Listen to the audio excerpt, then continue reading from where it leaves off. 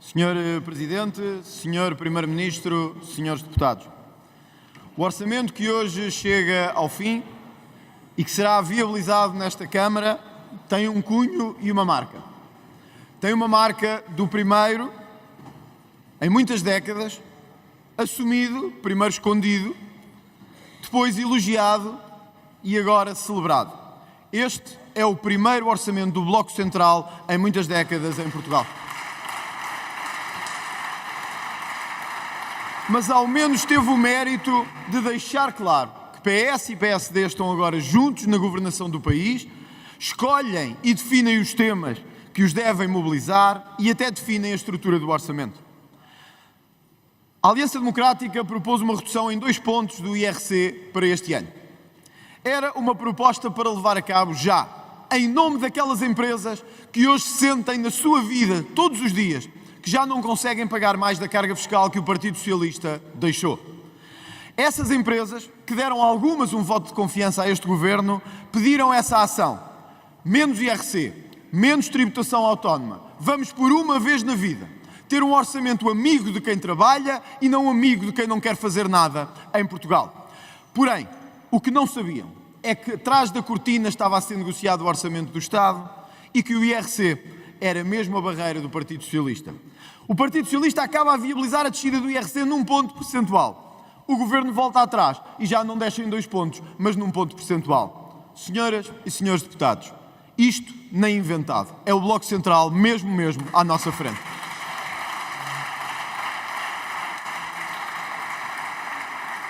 Claro que ao chegarmos aqui, ecoam na Câmara ainda as palavras da deputada Mariana Mortágua. Sim, é que alguém criou este contexto. É verdade, Sra. Deputada. Alguém criou este contexto de uma carga fiscal gigantesca e insuportável. Alguém criou este contexto de uma burocracia que nos esmaga e que não permite a ninguém ter vida. Alguém criou um contexto dos jovens terem que sair de Portugal e ir procurar vida lá fora, em vez de ser no país que amam. Alguém criou o país que afastou os professores, os médicos, os enfermeiros, criou a função pública como uma função partidária e não como uma administração pública. Tem toda a razão, Sra. Deputada. Alguém criou este contexto. Sabe quem foi? Foi o PS, o PCP, o Bloco de Esquerda e o PAN, que suportaram 8 orçamentos do Partido Socialista. 8 orçamentos do Partido Socialista.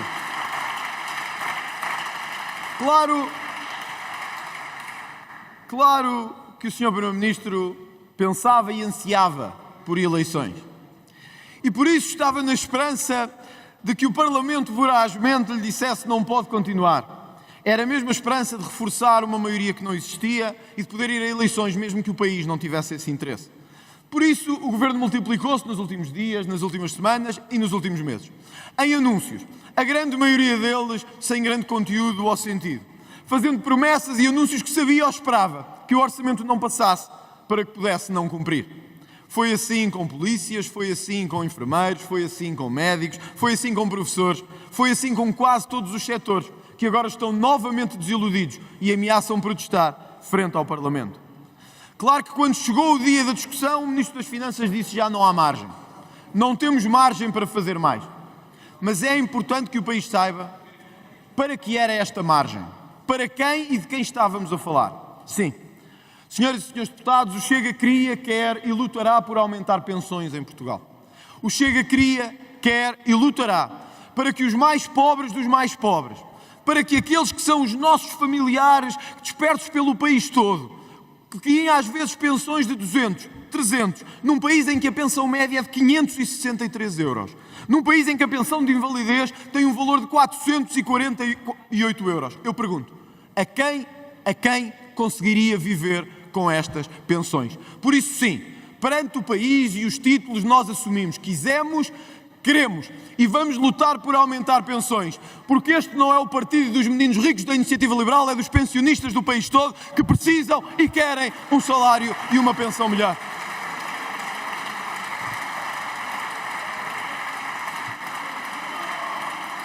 Este não é o país do príncipe real que se pode dar ao luxo de anunciar despedimentos de funcionários públicos ou tratar os pensionistas como lixo. Estes pensionistas merecem que nós façamos o esforço por eles e pelos outros, porque são os mais pobres dos pobres, o esforço orçamental. Senão, o que lhes dizemos? Sim, que este orçamento vai aumentar a despesa com o Governo e com as viagens dos membros do Governo. Sim, que este Governo aumenta os salários dos políticos.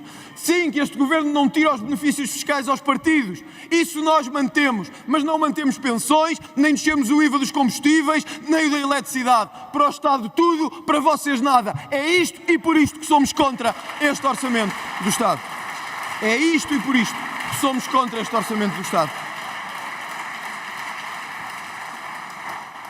Mas este orçamento tem outra trajetória. A trajetória daquele que era o grande programa de atração de investimento e de sustentabilidade das empresas em Portugal. Todos sabemos que desde há muitos anos Portugal tem vários problemas de mobilidade e de coesão. Sabemos também que vivemos num país com assimetrias, onde uma grande parte do país que nos vê sabe que esta casa nunca olha para eles. Sabemos também que pagamos da carga fiscal maior ou possível maior sobre os combustíveis. E sabemos também que o Governo diz que é Bruxelas que não deixa descer os combustíveis. Sabemos que este Orçamento do Estado tinha a hipótese e a possibilidade de dar pelo menos um sinal.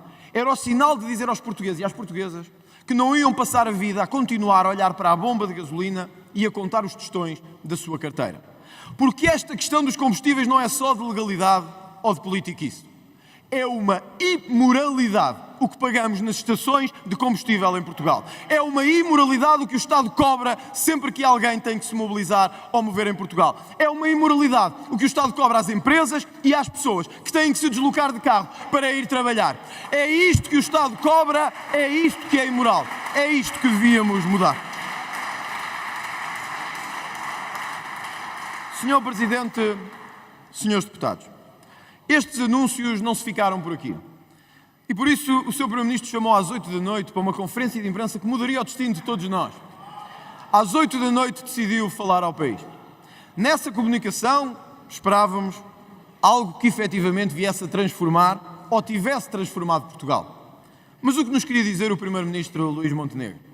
Que tinha reunido com ministros, o que suponho que seja também habitual, que tinha reunido com chefias das forças de segurança, o que espero que seja também relativamente habitual, e dizer-nos que Portugal é um país muito seguro e que, para não terem dúvidas, nós vamos reforçar em alguns milhões a compra de carros para a PSP e para a GNR.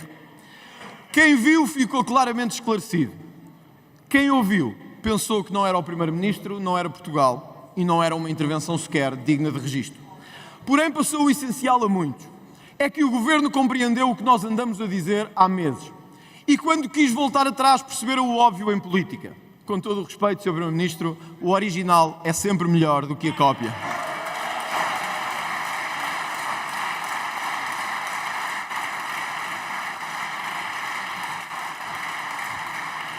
Sujeitou-se ainda aos sindicatos da própria polícia falarem da incrível e inconcebível intervenção do Primeiro-Ministro, de uma intervenção inusitada e inesperada.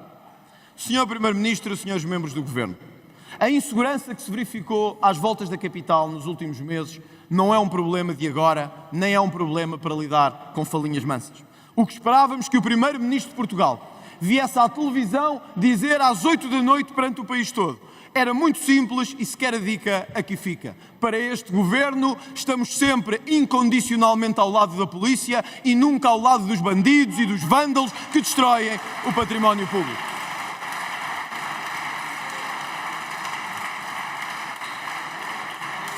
Era só fazer cumprir o suplemento de missão, efetivamente, e garantir que todos tinham direito ao subsídio de risco da atividade que verdadeiramente têm que correr riscos em Portugal.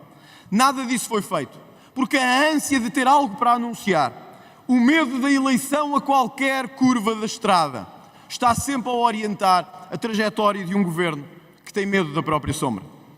Este é também o Governo e o orçamento das reformas falhadas. Ao tomar posse, o Sr. Primeiro-Ministro, na chegada agora ao primeiro orçamento, disse que ia fazer uma grande reforma da saúde em 60 dias, com medidas excepcionais, com efeitos também eles excepcionais. Os efeitos estão à vista, como se viu no caso do INEM. Cidadãos, homens e mulheres, a não conseguirem atendimento, a morrerem ou no hospital, ou fora dele, ou à porta, ou em casa. Uma Ministra da Saúde incapaz de assumir o mais básico da responsabilidade política quando há mortes que correm pela sua própria inação. E uma greve anunciada que o Governo desrespeitou, que não quis saber e que gerou também a morte de cidadãos. O Ministro da Educação faz sair na imprensa que 90% agora já têm aulas, que antes não tinham. E vem ontem assumir que houve um erro de cálculo na forma como tinha apresentado os alunos sem aulas. Este não é um governo de reformas. Este não é sequer um governo de anúncios. Este é mesmo um governo de anúncios falhados a cada dia, a cada hora e a cada orçamento do Estado que aqui temos.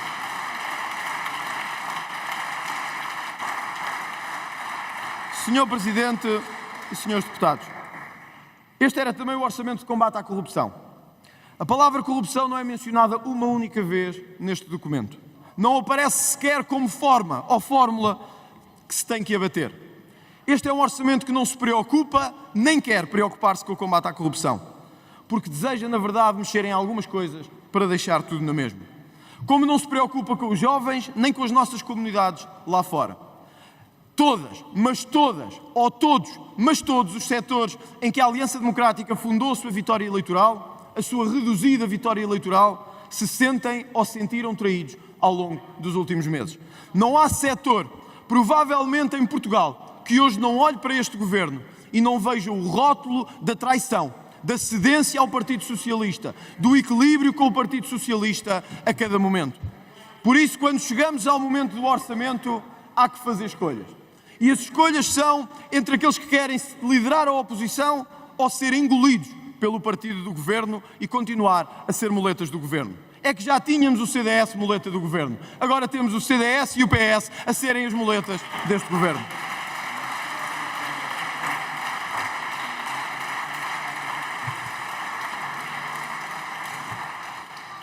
Senhor Presidente, Senhor Primeiro-Ministro, este é um mau orçamento do Estado.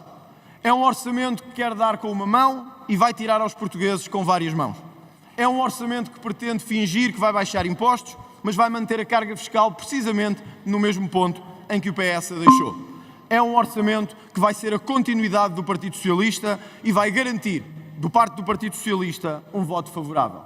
Por isso mesmo, por todas as razões, pelo que aqui acabei de anunciar, nós tínhamos a certeza e temos a firmeza que o país merece mais e merece melhor. Tínhamos a certeza e a firmeza que os nossos jovens merecem mais e melhor. Tínhamos a firmeza e temos hoje a certeza que o primeiro-ministro que temos em Portugal não serve, merecemos mais, merecemos melhor, queremos mais, queremos melhor e temos a coragem para fazer melhor. Muito obrigado.